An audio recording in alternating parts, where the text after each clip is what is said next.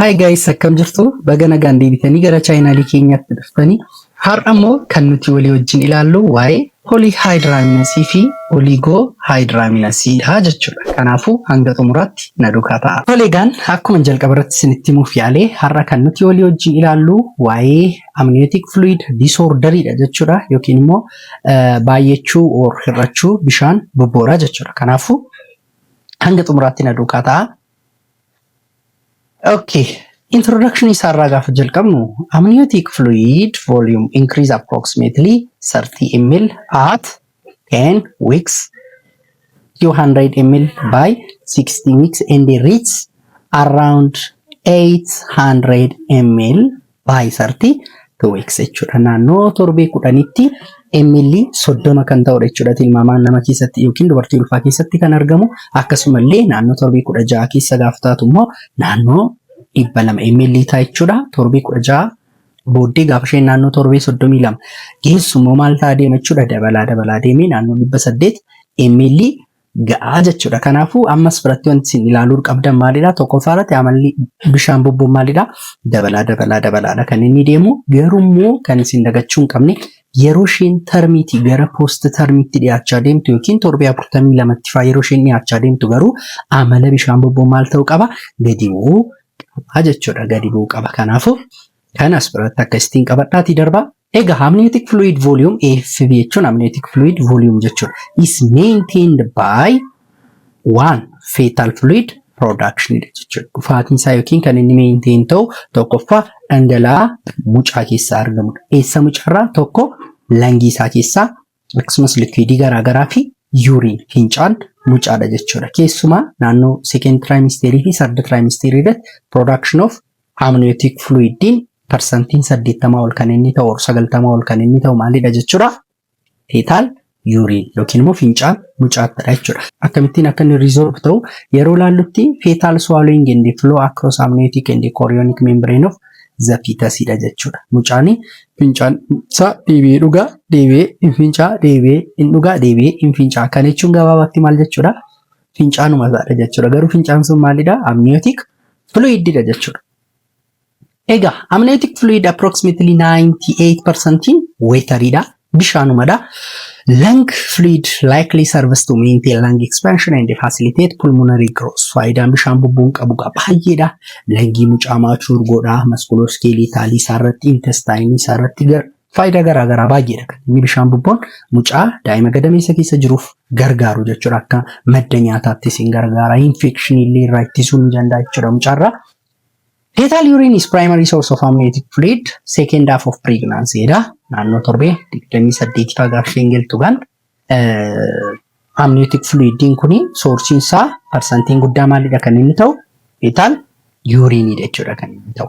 Fetal swallowing is believed to be major route of amniotic fluid resorption jechuudha. Akkuma jalqaba irratti isinitti hime amniotic fluidin kun kan inni maintain ta'u inni guddaan mucaatu dhugaa, deebi'ee fincaa, hin dhugaa, deebi'ee hin fincaa jechuudha.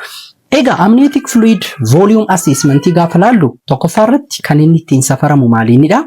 Ultrasoundidhaan jechuudha. Bishaan bobboon kan inni safaramu keessumaa naannoo secondii fi third trimesteriitti sirriittidha kan inni majorly safaramu jechuudha.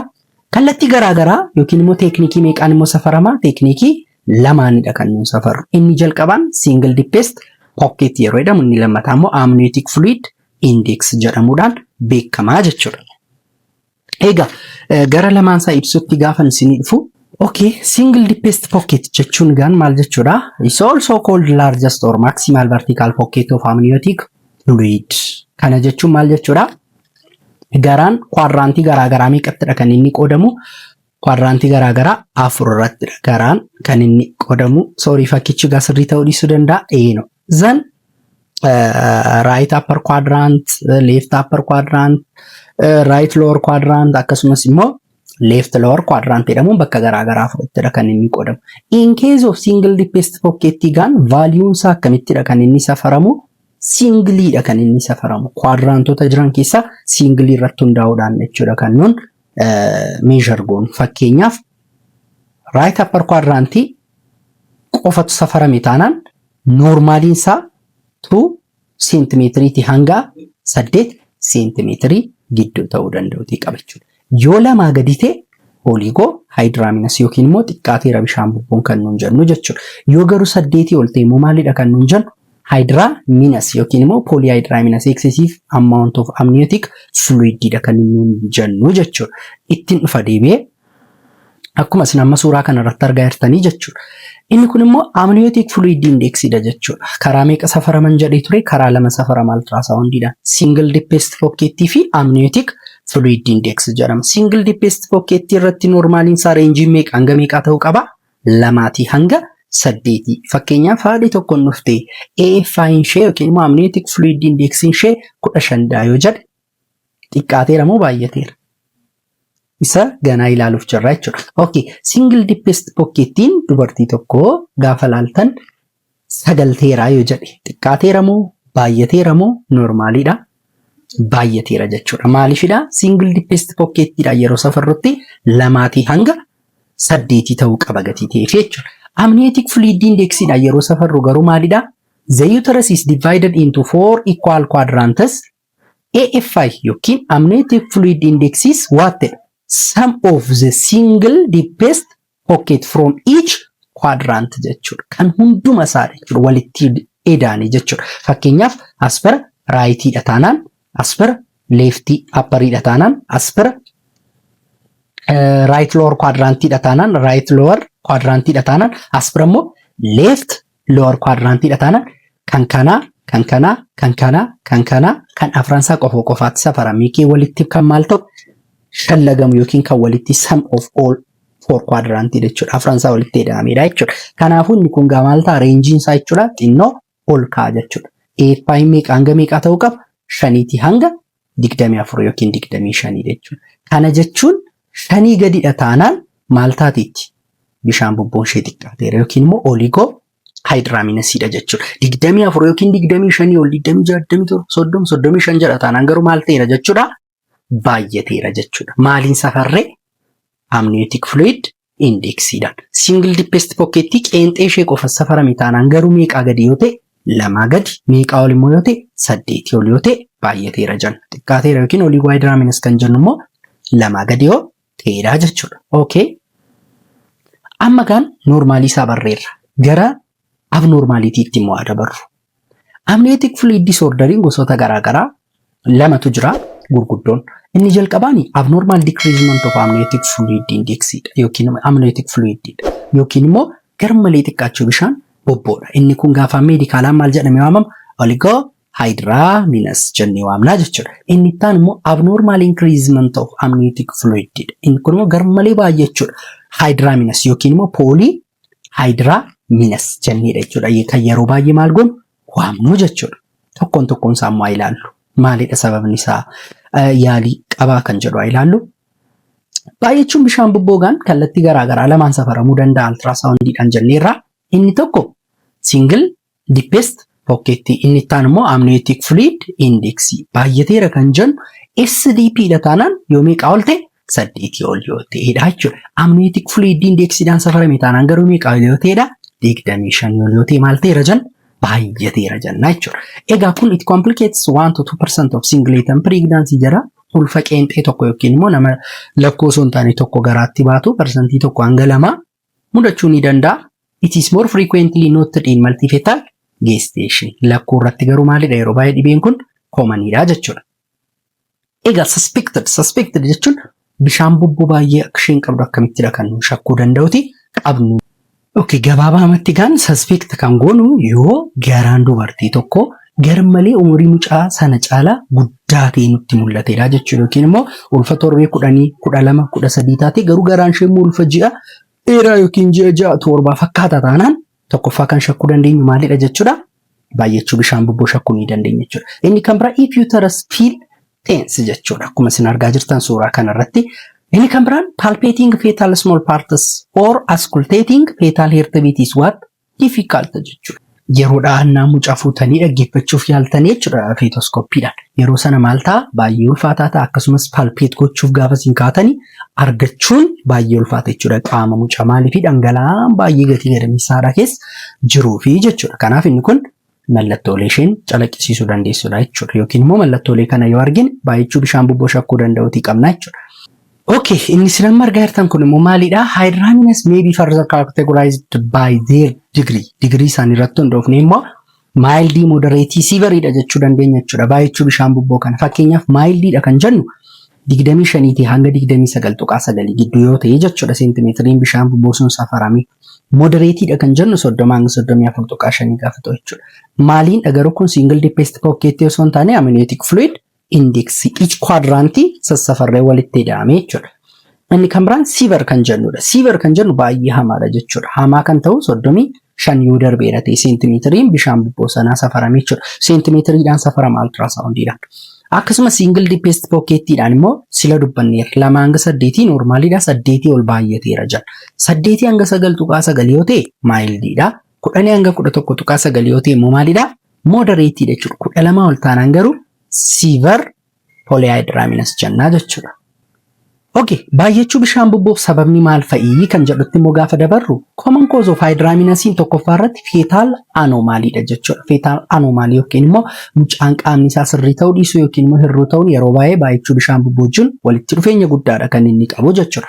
Fakkeenyaaf esophageal atresia yookiin immoo esophagus mucaa which is anatomical party mouthii fi stomachii wal quunnamsiisu kun yoonni sirrii miti ta'e yookiin tracheoesophageal fistula fa'aa qabataan mucaanii dandee swallow godhu jechuudha bishaan bubboo sana yeroo sanatti gadameessa keessa bishaan bubboo maal ta'uu danda'a baay'achuu ni danda'a jechuudha. Inni kan biraa immoo DM diabeetii mellitusii qabdi taanaan haadhusun maaliifidha yeroo baay'ee DM gaafa qabdaati tokko mucaan immoo maal ta'a amma ni fincaa yookiin immoo finceessi isaanii jechuudha kanadha. Inni kan biraa less frequent etiology immoo ni jiraatu warreen akka congenital infection ta'uu danda'a, red blood cell alloimmunization, placental chorioangioma fi most common percentiin 70 garuu baay'achuu bishaan bubboo sababni isaa maalidha?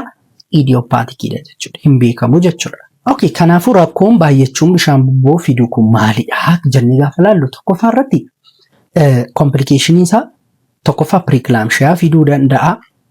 Premature rupture of membrane fiduu danda'a bishaan bubboo yeroo malee gannamu. Preterm fiduu danda'a bishaan bubboo yeroo malee gannamu jechuun mucaanis yeroo malee dhalachuu danda'a. Placental abruption of kaltii yeroo malee gadhiisuu danda'a. Cord prolapse hiddan dhuuraa asii gadi rarra'uu adda mucaa dursee yookiin walfaan dhufuu danda'a. Malpositionii sirrii hin taane mucaan ciisuu danda'a. Akkasumas dhuma irratti immoo postpartum hemorrhage illee fiduu ni danda'a. Kanaafuu dhibee hamaadha jechuudha. Egaa treatmentii isaatti gaafa dabarru yeroo baay'ee treatmentiin isaa maalidha? Amniotic fluid volume reduction may be considered to relieve maternal discomfort and prolonged pregnancy. Kaayyoon keenya dhibee haadhatti dhagahamaa hir'isuu akkasumas immoo ulfisuu yeroon isaa xiqqoo akka achi dheeratu gochuuf yaaludha jechuudha. Kanaaf immoo meetodoonni garaagaraa ni jiraatu. Tokkoffaa irratti amnio reduction jechuudha. Bishaan bubboo sana directly maal gochuu hir'isuudha. Inni itti aanu garuu qoricha kennuudha jechuudha. Non-selective prostaglandin synthesis inhibitor kan jedhamu jira which is indomethacin kana fa'a kennuudhaan bishaan bubboon sun akka absorb ta'u yookiin akka irratti gochuun ni danda'ama jechuudha. Egaa amnio reductioniin biyyoota alaa keessattidha yeroo baay'ee kan nu raawwannu niidiliidhaan dhagaraa haala waraanuudhaan gadameessa keessaadha kan dhangala'aan fuudhame gara bakkeetti ba'u jechuudha. So inni kun agsmara biyya keenyatti hojjetamu yeroo waa'ee qoricha akkasiidhaan kan nu yaallu biyya keenyatti garuu just akka barataatti immoo kan qabachuu qabdan maallaa method for reducing excessive amniotic fluid tokko amnio reductionidha. Lammata irratti immoo qoricha indomethacin fayyadamu. Indomethacin akkamitti fayyadamna? Orally guyyaatti 25 mg akka isheen fayyadamtu goona jalqaba. If there is no reduction in amniotic fluid volume after 2 to 3 days, then the dose is gradually increased up to 2 to 3 mg per kg. Sa'aatii 48 yookiin immoo guyyaa lama hanga guyyaa 3 keessatti bishaan bubboon qoricha fudhachuu jalqabde waan tokko iyyuu irrachaa hin jiru taanaan doozii isaa xinnoo maal goona jechuudha ni dabala jechuudha. 2 to 3 mg per kg jechuudha. Xinnoo dabalaa deemna jechuudha. Zan gaafa reductioniin amniotic fluid jiraatu garuu qorichicha takkamaan dhaabna osoo hin taane maal kan nu godhu tappardiidha kan nu godhu. Tappard jechuun suuta maal gochaa dhufu decrease gochaa dhaabuu danda'uti qabnaa jechuudha. Sabooddee yeroo bishaan bubboon garmalee baay'inni taanaan immoo sirraa jira taanaan immoo maal gochuu iyyuu hin dandeenya? No longer sabooddee bishaan bubboon dhaabbateera yookiin immoo bishaan bubboon sun garmalee baay'ee haala rakkisaa keessa hin jiru taanaan maal gochuu qabna? Qorichicha dhaabuu danda'uutii qabna. Maaliifidha? qorichichi mataa isaayyuu riiskii guddaa qaba. Maal fida? Fetal ductus arteriosus mucaarratti fiduu gatii danda'u fi jechuudha. Inni taanu oligohydraminosidha. Oligohydraminosis jechuun xiqqaachuu bishaan bobboo jechuudha. Xiqqaateera kan jennu single dipestiidhaan safarree taanaan yoo lamaa gadi ta'e amniotic fluid indexiidhaan taanaan garuu meeqaa gadi yoo ta'e 5 gadi yoo ta'edha jechuudha. Haaluma isaa bishaan bobboon tokko iyyuu hin jiru taanaan immoo maal jedhamee waamama? Anhydraminous jedhama jechuudha. When no measurable pocket of amniotic fluid is identified, we call it anhydraminous jechuudha. Hin jiru wanti tokko iyyuu taanaan. Kooziin kana ammoo maalidha yoo jennee ilaalle? Tokkoffaa irratti renal agenesis yoo ta'e mucaan. Amma gaa sila waan ta'e dubbannee turre. Cause of polyhydraminosin tokko maalidha jennee fetal anomalyidha structurally yookiin genetically jenna. Fakkeenyaaf esophageal atrachia yookiin immoo esophagasiisaa naannoo afaanii irra rakkoo yoo jiraate hin dhugu mucaa yeroo kana baay'ee sagadameessa keessatti jenna. Xiqqaachuun immoo rakkoon isaa maalidha? Dhuguu irratti osoo hin taane maal irrattidha? Fincaa'uu dadhabuu irrattidha jechuudha. Kanaafuu renal agenesis rakkoodha yookiin immoo obstructed uropathy. Tuubboo fincaan ittiin darbu cufameera yoo ta'e premature rupture of membrane injiraallee taanaan innumtuu maayini hin hir'isaa jechuudha. Bishaan bobboo yeroo malee ganname jechuudha. Bishaan bobboo gadameessa keessaas maal ta'e hin hir'ate jechuudha. Kan biraan abnormal placentation, prolonged pregnancy ulfa torbee 42 faa darbee taanaan bishaan bobboon maal ta'a hir'achaa adeema. Sila dubbannee turre bishaan bobboon dabalaa adeeme deebi'ee maal ta'a inni irra hin hir'ata inni irra. Kan biraan severe intrauterine growth restriction mucaan quucareera taanaan kunis post termii wajjin wal qabachuu danda'a. Kan biraan maternal cause jira. Maternal cause maalidha? Haadha wajjin kan wal qabatu fakkeenyaaf dehydration yookiin immoo hypovolemia haadhi dhangala'aan qaama ishee keessa jiru gahaa miti taanaan. Kan biraan hypertensive disorder pregnancy induced hypertension faa qabdi taanaan. Uteroplacental insufficiency gadameessaati placentaatti dhiigni yaa'insi dhiigaa gahaan hin jiru taanaan. Egaa kunis maalii wajjin wal qabate jechuudha? Complicationii hamaa wajjin waliin kan inni wal qabatu jechuudha. Maaliifidha? Sila dubbannee ture. Bishaan bobboo mucaadhaa fi wanta hunduma isaadha jennee musculoskeleetaalii isaa irratti baay'ee faayidaa guddaa qaba. Respiratorii isaa irratti faayidaa guddaa qaba. Intestine isaa irratti faayidaa guddaa qaba. Fayyummaa mucaa guutummaatti kan eegu bishaan bobboodha jennee ture. Kanaafuu hir'achuun yookiin xiqqaachuun bishaan bobboo maalidha? Faayidaa mucaan bishaan bobboo irraa argachuuf ture dhabaa jechuudha karaa biraa. Kanaafuu maal faatu dhufa? Tokkoffaa pulmonary hypoplasia ta'a jechuudha. Seeliin pulmonary maal ta'a dhufu? Baay'ee gadi bu'aadha kan isaan dhufan. Rakkoon pulmonary isa mudachuu danda'a. Stillbirth du'uu danda'a mucaan. Growth restriction guddina dhaabuu danda'a. Non-reassuring heart rate pattern aannaan onnee mucaa takka ol ka'u takka gadi bu'u ni danda'a jechuudha. Kan biraa meconium aspiration syndrome illee isa mudachuu ni danda'a jechuudha. Kanaafuu rakkoowwan kana qofa miti baay'eetu isa mudata. Hir'achuun bishaan bobboo kan isatti fidu jechuudha. Kanaafuu maanajimentiin isaa maalidha jennee yoo ilaalle initially an evaluation for fetal anomaly in the growth is essential.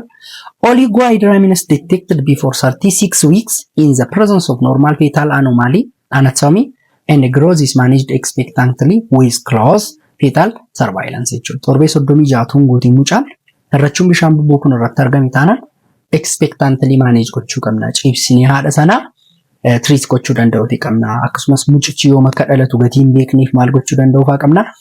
Yeroo malee immoo jira waan ta'eef lung maturation kan ta'u qorichoota corticosteroids jedhama warreen akka dexamethasone, betamethasone keessaa tokko faa kennuu danda'uuti qabna jechuudha.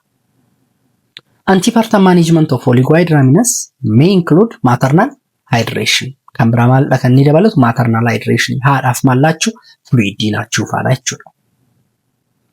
There is no treatment of oligohydraminosis that is proven to be effective long term jechuudha. Yeroo dheeraadhaaf garuu bishaan bobboo hir'achuu kana kan yaalii gochaa tursuu dandeenyu wanti qabatamaa ta'e hin jiru jechuudha. Fakkeenyaaf amma torbee 26 hir'achuun bishaan bobboo mudateeraan taanaan torbee 24, 23, 10 wayitti ishee mudatee taanaan wanta tokko gochuu hin dandeenyu. Maaliifi she is far from term jechuudha. Termiin torbee 37 keessadha. Isheen garuu torbee 10 yookiin 20 keessa jirti taanaan baay'ee rakkisaadha. Yeroo dheeraaf maanaajimentiidhaan tursuu hin dandeenyu dhibee kana. Kanaafuu torbee 28 gadi jirti taanaan maybe preferable maanajimentiin keenya maal ta'uu danda'a? Abortion illee ta'uu danda'a jechuudha. Amma gaan maanajimentiin isaa tokkoffaa amniyo infusion inni lammataa maternal hydration. Amma gaasparatti kan isin qabachuu qabdan inni guddaan maalla yeroo baay'ee amniyo infusion kun maalidha? Biyyoota gurguddaa biyyoota alaa keessattidha kan inni hojjetamu. Akkuma dhiigni namaaf laatamu bishaan bubbuun karaa sirinjii gadameessa uruudhaan itti dabaluuf yaalu mala akkasiidha jechuudha kan hojjetamu. Amino infusion jechuun waan akkasiidha. Biyya keenya keessatti garuu wanta akkasii hojjetamu hin jiru hanga irraatti. Kanaafuu maternal hydration irratti focus kan nuun goonu haadha sana dhangala'aa kennuufii irratti jechuudha.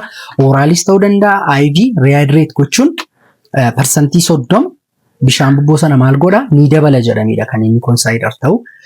Timing of delivery jechuun mucaan tokko bishaan bubboon hirrachuu yookiin baay'achuun isa mudateera taanaan haadhi sun kan isheen dee'uu qabdu yoomidha kan jedhudha jechuudha. Tokkoffaa indication for deliveries to specific condition hin jiru. Dafanii akka isheen deessu kan godhamu specific condition tokkoffaa preeclampsias qabdi taanaan biratti. Proomii ta'inaan bishaan bubboo yeroo malee gannameera taanaan fetal growth restrict ta'eera taanaan quucareera yookiin guddina dhaabeera taanaan congenital anomaliidha taanaan yookiin immoo qaamni isaa hir'uudha taanaan post termiidha taanaan 42 darbeera taanaan warri kunneen tursuu hin barbaachisu immediately delivery jechuudha. Kanaan alatti immoo termiidha taanaan akkuma amma jennu termichuun 37 hanga 42 gidduu jirtu taanaan yeroo ngeera kanaafuu dhalachuu qaba. Post termiillee taanaan 42 darbinaan dhalachuu qaba. Pretermiidha taanaan garuu yeroo malee jira taanaan garuu maal gochuu qabna? Admit goonee follow gochuu qabna. Akkasumas qorichoota garaagaraa warreen akka dexamethasone, betamethasone rehydrate gochuudhaan haadha sana maal gochuu qabna? Yaalii gochuufii danda'uti qabna jechuudha. Ituma garuu nu bira jirtu non-reassuring fetal heart rate pattern dhufeennaan yookiin naannoonni mucaa jeeqamuun baay'ee mudateera taanaan garuu immediately maal gochuu qabna? Maal gochuu qabna? Terminate gochuu qabna ulfa sana baasuu danda'uti qabna jechuudha. Egaa kilaasiin keenya guyyaarraa kana fakkaata jechuudha. Waa'ee oligohydramniosii fi waa'ee polyhydramniosii wanta ta'e hubattaniitu jedheedha kana yaadu.